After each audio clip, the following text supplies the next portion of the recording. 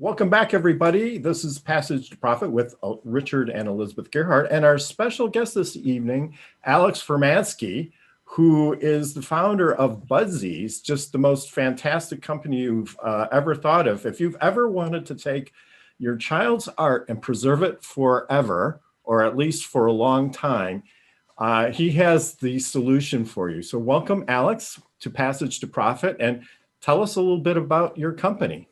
Thank you, guys. Thanks for having me. So my company is Budsies, and our origins are in turning kids' artwork to life as real stuffed animals. So parents will send us through our website a photo of their child's drawing, their character, and we bring it to life as a handmade, unique, one-of-a-kind 3D stuffed animal. So the child's imagination is brought to life, and as I'm sure all the guests will agree, kids just have the most amazing imaginations, and we've seen all kinds of characters. And so that's how we started. From there, we've expanded into all kinds of different custom plush. So we have our selfies dolls, where you can send us a photo of your loved one, your spouse, your boss. We have a lot of work with the military, where if someone is serving overseas, we can make a plush doll of them, and now their son or daughter can hug them while the mom or dad's away. And then we have our Budsies line, where you can send us a photo of your pet, your dog, your cat, your horse, your rat, and we create a one-of-a-kind stuffed animal. Looks just like your pet. It's uncanny. And so I can go on, but we've created this platform for truly one-of-a-kind custom stuffed animals. Excellent. So I have to ask you, what size are the human plushes? Like if I did one of Richard, how big would it be? So our standard size is about 16 Would inches. you hug it instead of me? Sorry, I didn't mean to interrupt. Go ahead. I'm not getting in the middle of that one,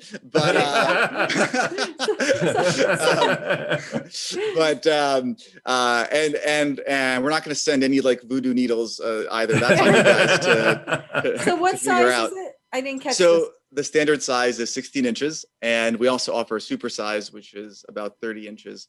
And we're in the works to make more even life-size ones, so stay tuned for that. That'll be happening later this year. So if you truly want a Richard replacement, but I should offer that we offer a voice box. So if you want the best of Richard, you can record his favorite sayings, and that way he's with you every time you hug him. Well, if they're only 16 or 30 inches, it would be a mini Richard, right? It would be a mini Richard. I mean, how much Richard do you Little really want in Richie. your life? Again, that's on you. Big Rich and little Rich. Make sure I'm holding a cell phone with ears, okay? You know. We can totally do that. We can totally do that.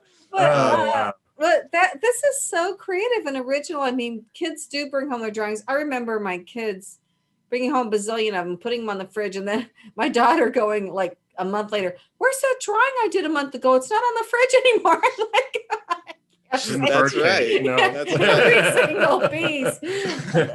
That's right. Every artwork goes in the fridge, and then inevitably it kind of goes away, and it's kind of sad because those kids' creativity, like their imagination, just kind of dies away and is gone. And I think it's very important to preserve that.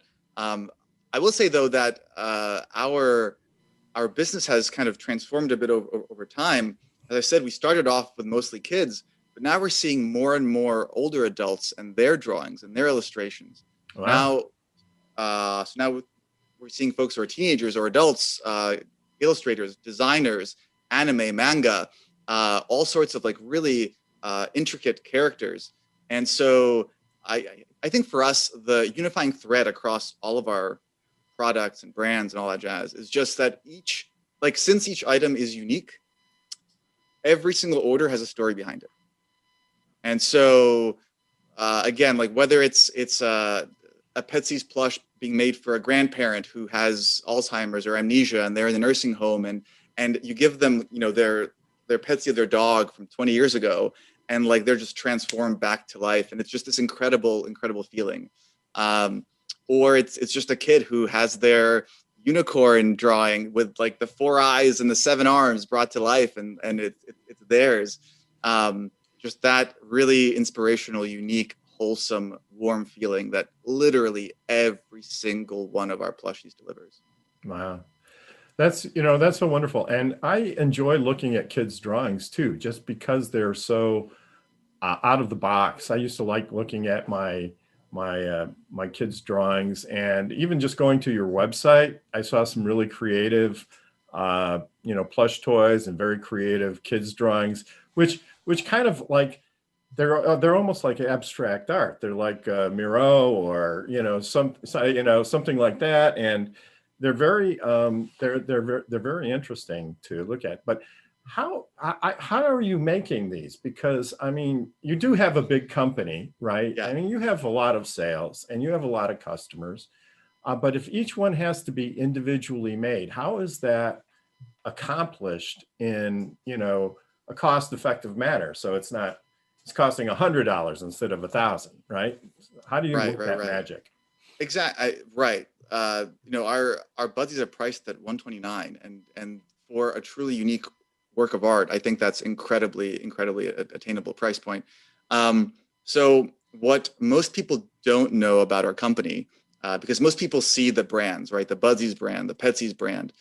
What they don't see is our behind the scenes software. So we have a fully custom built software called Makerware, and that's really my pride and joy is having created this. And it is a truly end-to-end piece of software that allows all of our workshops, all of our designers, all of our quality inspection folks, all of our fulfillment folks to build effectively, like create one-off at scale. And so everyone uses the software. A lot of our items have QR codes. We have our own proprietary like Android and iOS apps in the background behind the scenes. There's a lot of software that's happening that the customer doesn't actually kind of see, but they get to experience the benefit of it, which is, as an example, each plushie that's made, there's at least 5 customer touch points throughout that process. In fact, a customer can opt into a sneak peek where we actually involve them in the design process and they see the plush as it's being made, and they can give their feedback and make sure that the plush is exactly as they envisioned it. So, and that's all powered by this incredible software package behind the scenes. Wow, that's really great. So it's not just the end product; they're part of the journey too. I think that's especially engaging. So that's exactly right. Were you serious when you said you're going to put a voice box in some of these? Yes, Yeah? I'm more than serious. So we have the voice box option for our selfies, which is our selfie dolls, and also for our Petsies, because we found that sometimes people want to kind of save their, I guess, dog's bark and emulate it through their Petsies plush. But for selfies, I think it's, again, like one of my favorite use cases for our selfies product is where the mom or dad is far away from the child, whether they travel a lot for business, or actually during COVID, we had a number of folks whose like the parent was involved in healthcare and they couldn't come home. And so the child has a selfie doll of their parent that looks like the parent and also sounds like the parent. And it's just a very special bond and just a magical experience. wow. So Alex, don't take this the wrong way, but you don't seem like the investment banker type to me. Maybe I'm a little bit.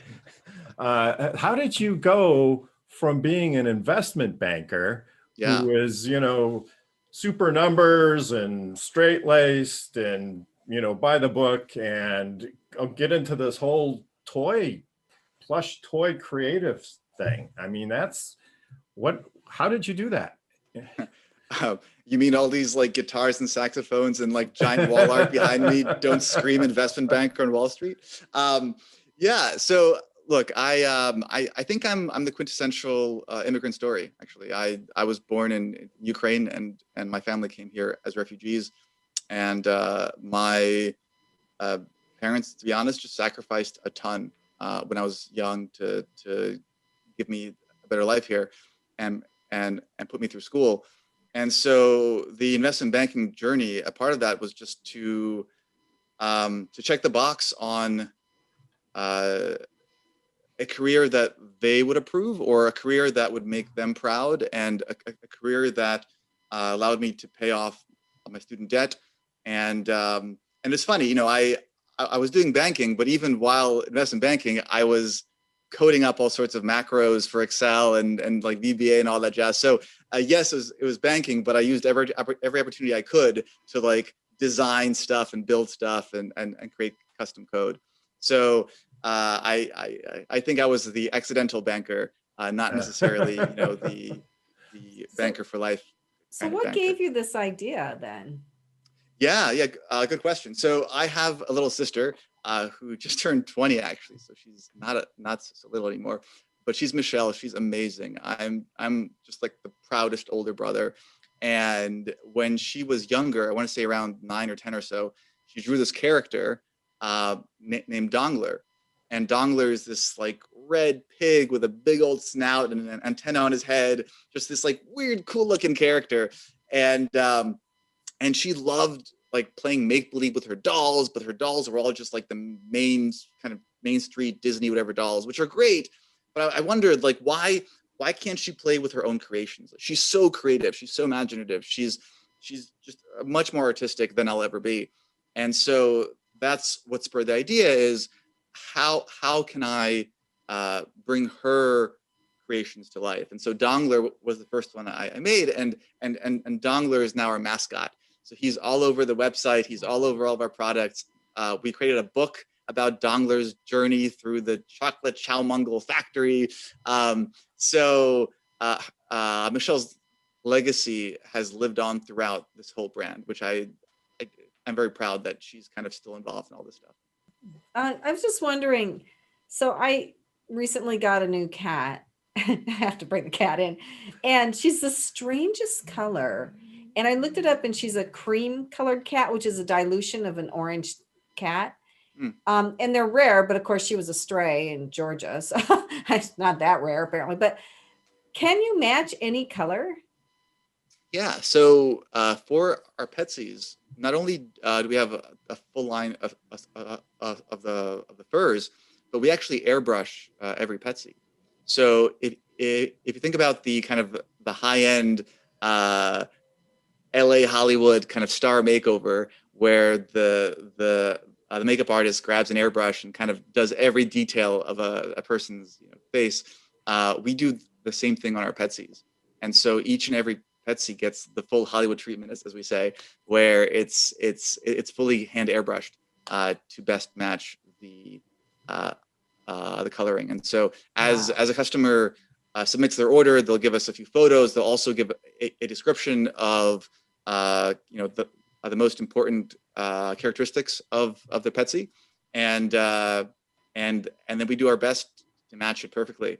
And I would encourage you and our listeners, our Instagram for Petsies is just at Petsies, Petsies, and you'll see a bunch of kind of side by sides of the pet and the Petsie, and some of these are just uncanny. In fact, in the office, we sometimes play the game like Pet or Petsie, like, and we decide which one's which. Yeah, they look really like the real picture. So that's pretty amazing. So what is the weirdest Budsy or Petsie that you've ever done? I mean, is there one that sticks out?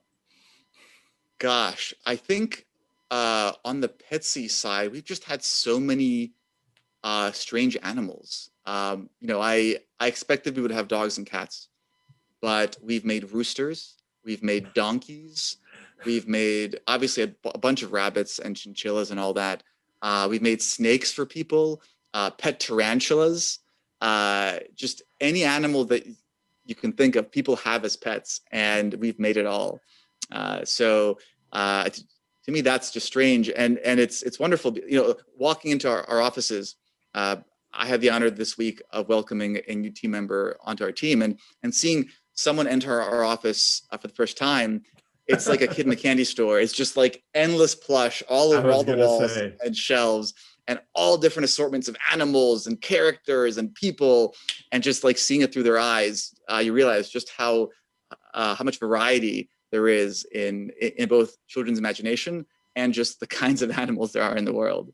It sounds like one of the funnest jobs in the whole world to be making these things, right? And it is super cool. every once in a while I go through in our warehouse and help the packing team out, and it's just the droves of colorful creations everywhere. Like you said, there's nothing like a child's imagination. Like, there's things that you and I could never dream up. Like, why would you have a purple cow? I don't know, but the kid loves purple cows, and so now we have a purple cow. Well, we have a neighbor who across the street who we don't get along with too well. And my daughter always wanted to get a giant Bigfoot and put it in our front lawn and have it staring at the neighbor. And then we would, like, at night, we would move it to a different spot in the yard just to drive him crazy. Yeah. So now if you ever do get to the full-size Bigfoot, please let me know, and we'll be your first customer there. So Alex, I wanted to ask you a little bit about starting your company and growing it, because this is kind of a tough business to be in, where every single thing is custom. Yep. And I applaud your creativity, because nobody's really going to be able to get this anywhere else, at least not right now, till people start copying you, right? But how do you do that? Like, how do you make thousands of custom products for people, starting from ground zero? There wasn't a lot there before. There was, like, stuffed animals, of course, but they were all like a million made in China and sent over here. So what was your biggest challenge, and what do you think, what skill or talent of yours helped you the most? First of all, you're absolutely right. We are trailblazing this, in that when I was starting this, every advisor told me that there's no way you can make custom plush at scale. And hearing no for weeks on end just made me want to prove everyone wrong. And so I'd say what helped was, from the very beginning, I saw this as a platform. I saw this as, like, I knew if we took the traditional approach, it would never scale. And so I focused on the software piece from day one. So we built the platform very much kind of in tandem as the company grew. And so many of the efficiencies that we benefit from are from the fact that we've been doing this for 8 years now, and have built in all these various efficiencies through every step of the process, which I think does create a fairly substantial moat around our company. I think, challenges wise, the scalability is definitely the biggest challenge. But just as a founder, looking back at sleepless nights and whatnot, I think some of the hardest moments, the hardest days, are when, for whatever reason, you have to let a team member go, and you never want to do that. And it's excruciating.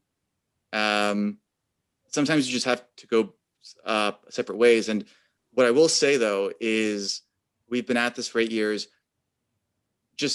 We call it the Budsies fam for a reason. And so even the folks who have left, or for whatever reason we've gone separate ways, they're still a part of all the various, like, group chats and Facebook groups and all that jazz in our team. And so I think how you part ways with someone really speaks to who you are and who you are as a culture. And I think what's allowed us to grow and what's allowed us to attract just incredible people and keep them is our core values of the company. The fact that we are so mission driven, the fact that we invest in people's personal growth, the fact that we give people a sense of ownership. And I've written about this online before, but I think there's a responsibility that as a CEO, as a founder, you have to your people. And you have to give them this sense of ownership. You have to give them a sense of pride and mission. You have to give them a sense of growth, and you have to give them a sense of clan, of being a part of a crew. And so I think that's what's allowed us to scale. Like, the software is great, but you really need the people, right? And so I think in the early days of a company, the product is the focus of everything. And as it scales, the people should be your focus as a founder, as a CEO. because you're not the one doing everything anymore. You're relying on others to do it. And you want them to be really impassioned and really excited. And so giving them those 4 things becomes the main focus of your day-to-day. I really see how you could bring that out in people, though. I think you have that sort of empathetic side, and just the way you express yourself about the company and your team. I think a lot of people would want to support you on your journey. So thank you. Yeah, it has been very cool. A learning process, though. One of the benefits that I've had is that for one reason or another, the majority of our team members somehow happen to all be psychology majors. I think I saw that on your website. Of course, you're being analyzed and reformed by your team. Exactly. And so as much as I feel it's my duty to empower the team, I know that definitely over the past 5 years, the folks on my team have done a great job of shaping me to become better at empowering people. We have actually every quarter we have 360 reviews, which I think a lot of companies have them by name, but for most companies, it's really just the boss telling the employee like what they should do better. Here, we really embrace the two-sided nature of it, and right. And a part of our culture is to, as the manager, to really push and say, no, I actually want you to tell me what can I do better to be a better boss. Right. No, that's great, and it's challenging to be open to that level of feedback, for sure. Gerhardt Law has been started 15 years ago, and we're a smaller firm, but we're growing. We've been on the Inc. 5000 a couple of times, and it's taken me 15 years to learn how to be a CEO, and I still have a lot to learn. And the bigger the organization gets, the more complex it gets, and the more you have to just delegate and pray, so.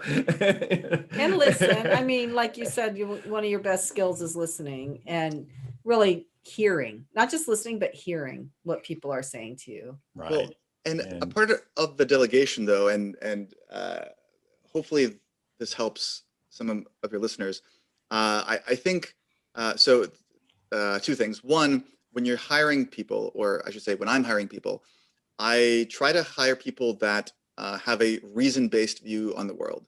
So when they arrive at their conclusions, it's not based on a belief, just saying, hey, I think we should do it this way. It's based on a logical reasoning of, well, I saw this because of that, because of A, we have B, because of B, we have C, and because of C, we should take this action. And that's how our interviews are structured, is to figure out, can this candidate have that kind of train of logical reasoning? Yeah. And the reason that's important is then when you debate and argue about what to do and how to do it, you're not arguing over the conclusion, you're arguing over the assumptions and the logical path. And right. To bring this all home, I've definitely had instances where I've seen my employees take actions or make decisions that I disagree with, and that I knew, heart of hearts, I knew that they would fail. I knew that we'd lose thousands of dollars. I just knew it. But they had a logical reason for it. And because I couldn't, pierce the logic train, I had to let them do it. And it's great, right? And so if they fail, okay, well then we've learned something, that's fine. And if they succeed, great, prove me wrong, right? I love that. So giving people that autonomy and being okay with them failing and going off on their own, like that's a part of this ownership virtue and value. And it's really hard to let go and let someone else take that lead. Wow. Yeah. You know what? I could talk to you for hours. We could, but unfortunately, we're coming to the end of the time for this segment, but you'll have more time to share your wisdom as we talk to our presenters. So great. Well, thanks for joining us so far. And if you missed Alex Furmansky's presentation, you can also hear it on our podcast, which will come out the day after the show airs tomorrow. You can get it on the iHeart app or all the major platforms. And I really encourage you to take a listen because Alex is one very excellent CEO and a reformed investment banker. So you better take good notes when you're listening. And go to our YouTube channel. Oh yeah, you I can forgot that. See what everybody looks like and see our backgrounds and everything. And yeah, it's fun. So we will be right back. We will.